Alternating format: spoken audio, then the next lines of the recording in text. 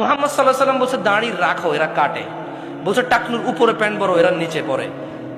এখন নায়কেরা দাড়ি রাখে, এরা দাড়ি রাখে। আল্লাহ তাআলা বলছে হালাল খাও, এরা সবসময় হারামের প্রতি ঝুঁকে থাকে।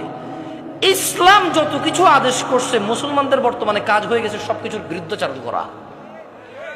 ওয়াল্লাহি যদি শুকর খাওয়া হালাল হতো, কেউ শুকর খেত না, গরু খেত সবাই।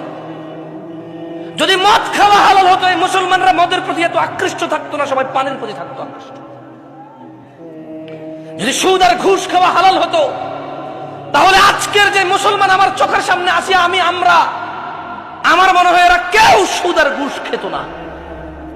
ওয়াল্লাহি যদি নামাজ পড়লে পাপ হতো, তো ফজরে তুমি মসজিদে জায়গা দিতে পারতা না। গান শুনলে পাপ হয়, কনসার্টে জায়গা হয় না।